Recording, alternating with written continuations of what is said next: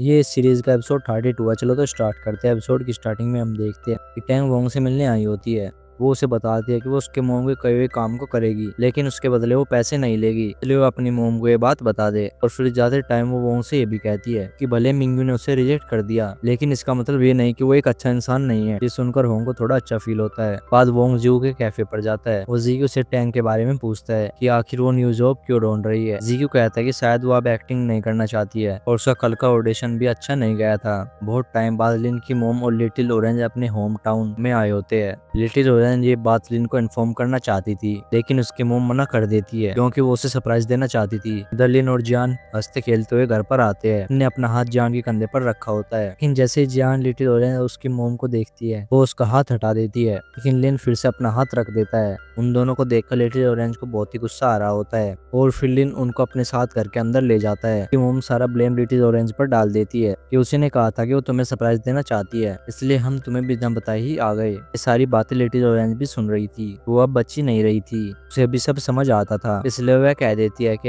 ऐसा मैंने कुछ भी नहीं कहा था, ये सब तो आप ही चाहती थी। के बाद जियान उनके लिए फ्रूट्स लेकर आती है। कि मोम जब जियान को देखती है तो उसे अंदर बुलाती है, उससे बहुत ही प्यार से बात करती है। कि मोम लिन को परेशान नहीं करना चाहती थी, इसलिए उन्होंने होटल बुक करवा दिया था। तो लिटिल ऑरेंज के साथ वहाँ पर रहने के लिए चली जाती है। अब दोनों डैड लिन की मोम के आने का वेट कर रहे होते हैं। जियान के डैड समझाते हैं कि वो सिर्फ लिन का बर्थडे सेलिब्रेट करने आई है, लेकिन लिन के डैड को उस पर शक था। उन्हें ये बात हजम नहीं हो रही थी कि उन्होंने जियान से बहुत अच्छे से बात की। नाइट में लिन को नींद नहीं आ रही थी, उसे अपनी मोम की बातें याद आ रही थी। तभी वहाँ पर जियान आ जाती है और जियान को पता चल जाता है कि लिन को नींद नहीं आ रही है, इसलिए आज रात वो लिन के साथ सोने के लिए आ जाती है। फिर जियान जब लिन के पास होती है उसे भी जल्दी से नींद आ जाती है। नेक्स्ट मॉर्निंग सभी ब्रेकफास्ट कर रहे होते हैं। जियान लिन से कहती है कि उसे अपनी जॉब से टाइम निकालकर अपनी मोम और लिटिल ऑरेंज के साथ टाइम स्पेंड करना चाहिए। पर टैंग ब्रेकफास्ट करते हुए म्यूजियम से रिलेटेड चीजें याद कर रही थी, क्योंकि उसे वहां पर ऑफिशियली जॉब करने के लिए से सारी चीजें याद करनी जरूरी थी। इसके बाद जीक्यू की मोम अपनी सिस्टर लैन से मिलने के लिए जाती है। वो दोनों आपस में बातचीत करते हैं। लैन जीक्यू की मोम से पूछती है क्या इतने सालों में उसे जीक्यू की याद नहीं आई।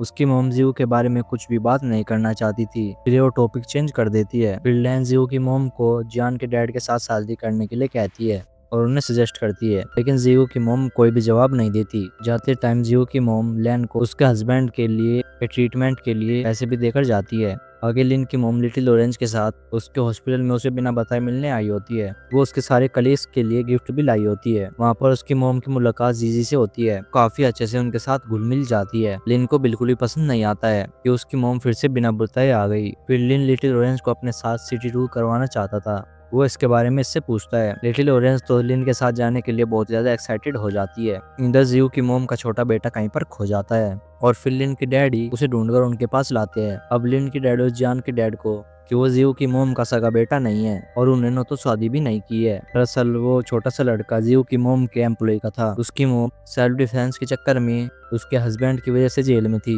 और वो जब तक बाहर नहीं आ जाती उस लड़के की जिम्मेदारी जीव की मोम पर थी। जियान के डैडी इस बात से खुश थे। जीव की मोम सिंगल है, उन्होंने अभी तक शादी नहीं की, लेकिन इनकी इस बात से जीव को बहुत ज्यादा हर्ट हुआ था। जीव की मोम कहती है कि सभी के लिए यही अच्छा है मैं इस नाटक को कंटिन्यू रखूं और किसी को भी मेरे सच के बारे में पता ना चले। लेकिन उसकी मोम को इस बात से बहुत ज्यादा अफसोस था, क्योंकि उसकी मोम ने जाते टाइम जीव से वापस आने का प्रॉमिस किया था, लेकिन वो अपना प्रॉमिस पूरा नहीं कर पाई और ये बात सोचकर वो रोने लग जाती है। नाइट में जब लिन अपने घर पर जाता है तो जियान पहले से ही उसके रूम में छुपी हुई थी, क्योंकि उसे आज भी लिन के पास ही सोना था। लेकिन लिन को ये रोज रोज ठीक नहीं लगता, वो उसे अपने घर पर सोने के लिए भेज देता है। नेक्स्ट मॉर्निंग लिन का बर्थडे होता है। वो जब उठता है तो उसे सबसे पहले जियान की तरफ से बर्थडे गिफ्ट में शूज मिलते हैं। इधर मिंगी और टैंग भी जल्दी उठकर लिन के लिए ब्रेकफास्ट बनाया होता है। जीक्यू से उन्हें पता चलता है काजू जल्दी ही घर से चला गया है और हम देखते हैं कि मिंगी के डैड बिजनेस ट्रिप से आ चुके होते हैं। मिंगी और उसके डैड दोनों उसकी मोम को समझाने की कोशिश करते हैं कि वो नया घर ना ले। उसके डैड कहते हैं क्या तुम मेरे आने तक रुक नहीं सकती, और अब हमारे रिटायरमेंट एंजॉय करने का टाइम है, अगर हम सारे पैसे उसमें लगा देंगे तो हमारा क्या होगा। उन्हें एग्जाम्पल देकर भी समझाते हैं कि अगर हम बीमार पड़ गए या अगर हमारा एक्सीडेंट हो गया तो फिर हम इतने पैसे कहाँ से लाएंगे। मिंगी भी अपनी मोम से कहती है तो उसे इतने बड़े घर की जरूरत नहीं है, लेकिन उसकी मोम कहती है वो हमेशा से उनके साथ ही रह सकती है, शादी के बाद उसे उस घर में जाना ही पड़ेगा। मिंगी की मोम डैड के बीच में इस बात को लेकर बहस हो जाती है और बहस इतनी बढ़ जाती है कि उसकी मोम कहती है अगर आपने मेरी बात नहीं मानी मैं डिवोर्स दे दूंगी। और फिर मिंगी के डैड भी ये कहकर चले जाते हैं अगर तुमने न्यू हाउस ले लिया मैं भी डिवोर्स दे दूंगा। और इसी के साथ यहीं पर एपिसोड खत्म होता है। जाता है। अगर आपको वीडियो अच्छी लगी हो तो वीडियो को एक लाइक जरूर से कर देना और चैनल को सब्सक्राइब भी कर लेना। चलो तो मिलते हैं अगले एपिसोड के साथ। Bye bye.